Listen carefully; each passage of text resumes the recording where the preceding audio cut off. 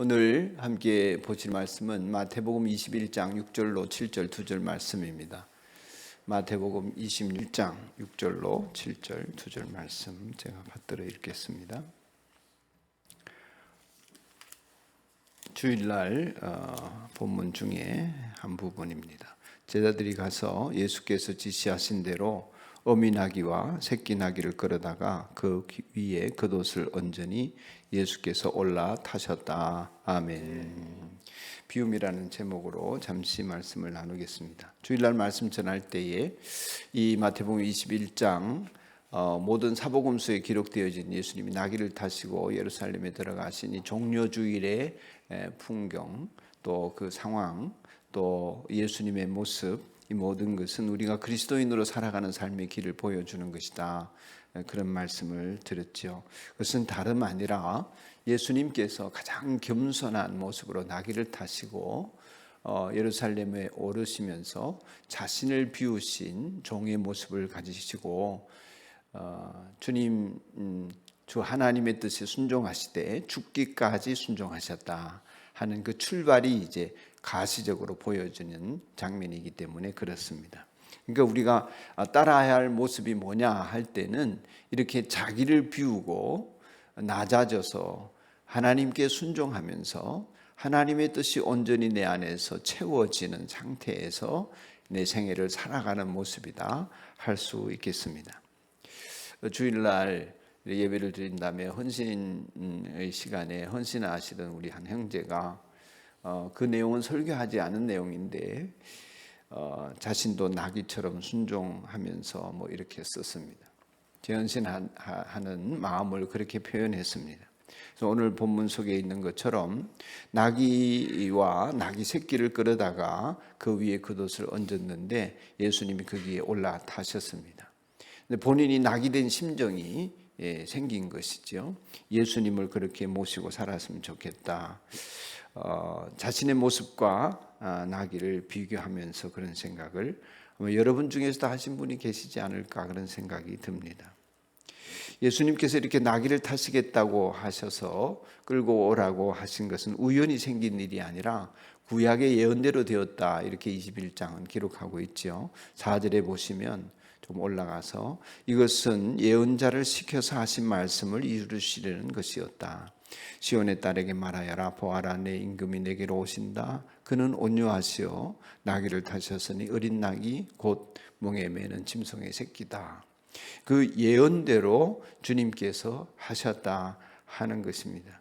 그러니까 스가랴의 예언을 따라서 그렇게 나귀 새끼를 타고 오르신 예수님이야말로 주님이 하나님이 우리에게 예언하신 이미 예언하신 대로 이 땅에 오신 메시아가 분명하다 하는 것을 마태는 우리들에게 전하고 싶어 했던 것입니다.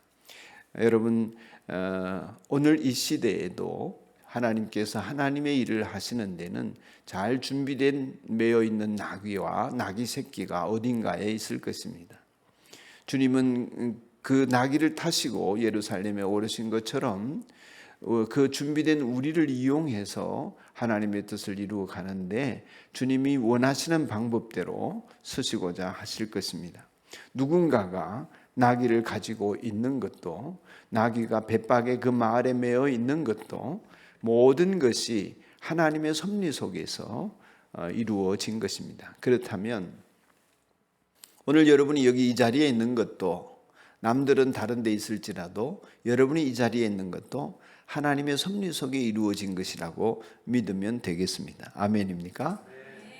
여러분이 자발적으로 의지적으로 이 자리에 왔을지 모르지만은 그 모든 과정 속에서는 주님이 하신 말, 예수님이 하신 말씀처럼 참새 한 마리가 적은 값에 팔리는 것이지만 그 가운데 하나라도 너희 아버지께서 허락하지 않으시면 땅에 떨어지지 않을 것이다.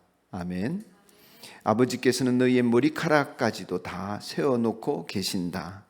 오늘 여기 나오기 전에 빠진 머리카락도 세신다. 두려워하지 말아라. 너희는 많은 참새보다 더 귀하다.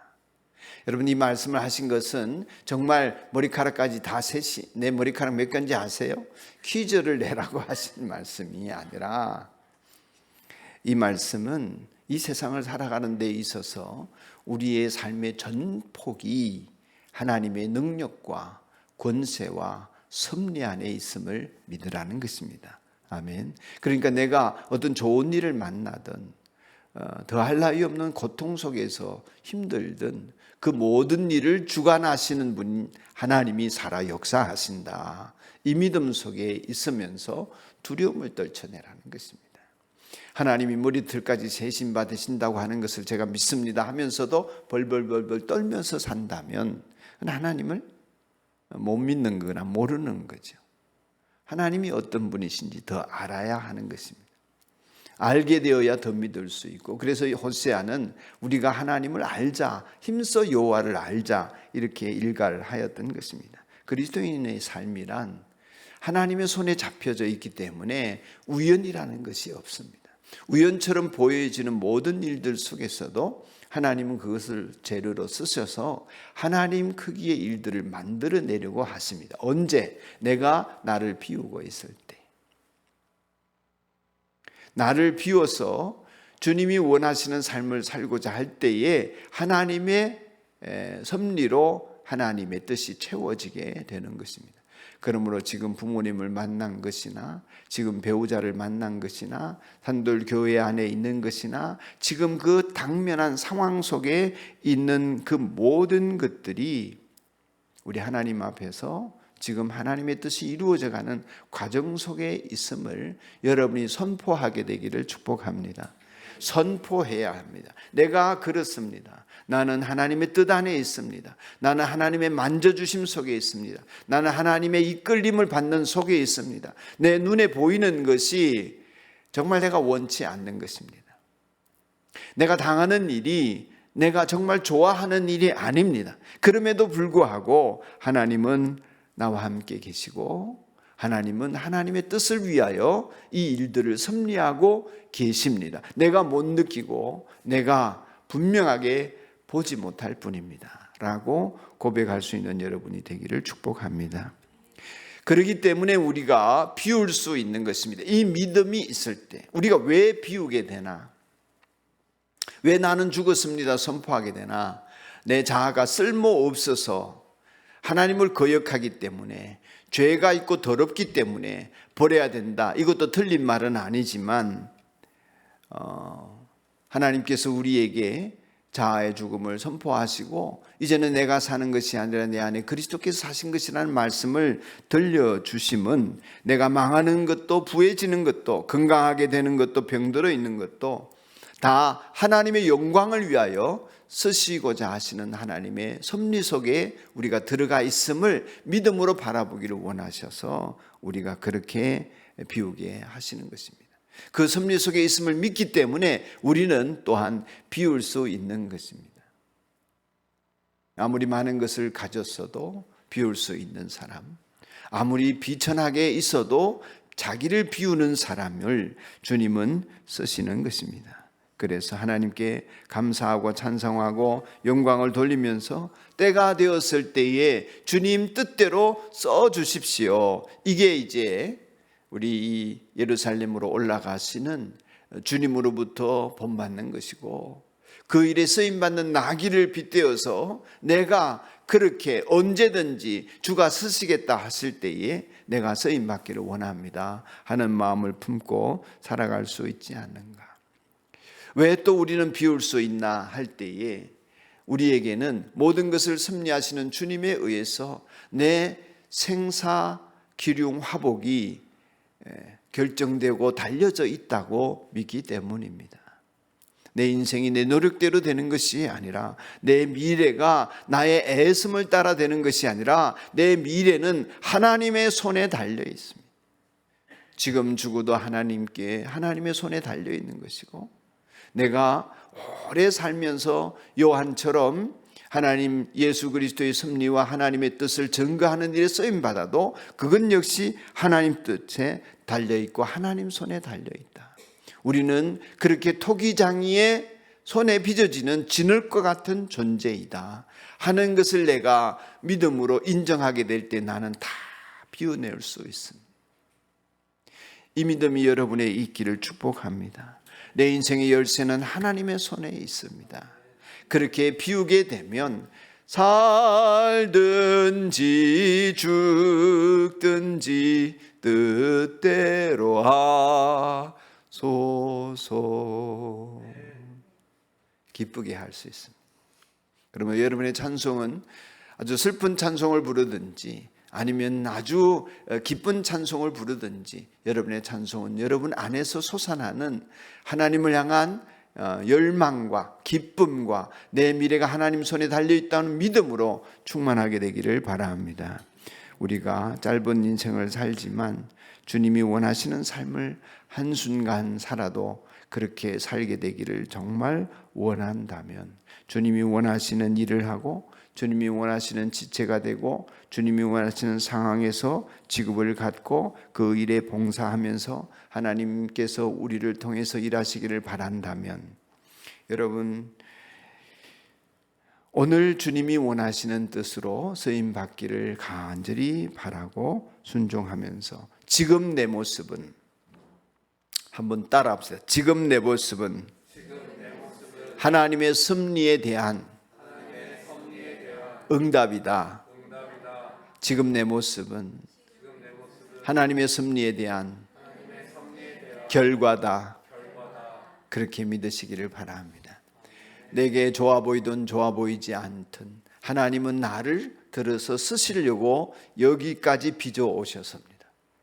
하나님께 잘 빚어져서 영광스럽게 쓰임받든 그렇지 못한 채 남들이 볼 때에 비천하게 되든 모든 것들이 하나님의 뜻 안에서 이루어질 일들이라고 믿는 그 믿음과 확신, 우리에게는 이것이 갖추어질 때에 주님이 겟세마네 동산에서도 또 모든 상황 속에서도 나를 버리시는 그 상황 속에서도 주님께서 묵묵히 순종하며 길을 가셨던 그 길을 우리는 따라갈 수 있지 않나, 그런 생각을 해봤습니다. 많은 분들이 좀 더 신비로운 것을 경험하고 좀 더 분명한 하나님의 음성을 듣고 보다 구체적인 명령을 받아서 그러신다면 나는 그렇게 살 수 있겠습니다, 그렇게 말할지도 모르지만은 실상은 이미 다 말씀하고 계십니다. 여러분 개개인의 삶에 대해서 무엇을 하고 어떻게 살라 하시는 것인지를 하나님은 늘 말씀해 주십니다. 하나님의 음성은 늘 우리가 들을 수 있습니다. 귀 기울여서 내 심령에 말씀하시는 그것이 일종의 영광과 같은 것이든 영감과 같은 것이든 아니면 각성으로 다가오든 하나님은 늘 우리 마음에 새기십니다. 이렇게 하라, 이렇게 살라, 이것이 길이다. 그러나 우리는 그 음성을, 세미한 음성이든 천둥 같은 소리든 우리가 그 음성을 듣고 따르지 못하는 이유는 나를 비우지 못할 때입니다. 내 생각이 가득 차 있습니다. 내가 판단을 해버립니다. 들리는데도 돌아서지를 않습니다. 해야 할 줄 알면서도 회개하지 않게 됩니다. 그것이 종욕과 죄에 물든 내 모습입니다. 나를 비우지 않는 나의 모습인 것입니다. 허물과 죄로 꽉 차 있는 나를 비워내기를 힘쓰기 위해 우리는 수요 기도에 모여 있는 것입니다. 너희 안에 이 마음을 품으라 하셔서 그 마음대로 그 예수님의 마음을 품기 위하여 나를 비우려고 기도의 자리에 있는 것입니다. 나를 비우면 하나님으로 꽉 차게 될 것입니다. 그러므로 내가 아직 비우지 못하여서 듣지 못하는 하나님의 음성은 무엇이며 내가 아직 버리지 못하고 내려놓지 못해서 여전히 쥐고 있어서 주님의 것으로 채우지 못하는 내 안의 욕망들은 무엇인가? 나는 무엇을 더 두려워하고 있으며 어떤 것을 내가 겁내서 나의 머리털까지도 세시면서 참새 한 마리도 그저 떨어지지 않게 하시는 하나님의 섭리가 있다고 믿는데도 나는 그저 이렇게 벌벌벌 떨면서 살아가나? 나를 돌아보는 사순절 마지막 주간 고난 주간이기를 주님의 이름으로 축복합니다.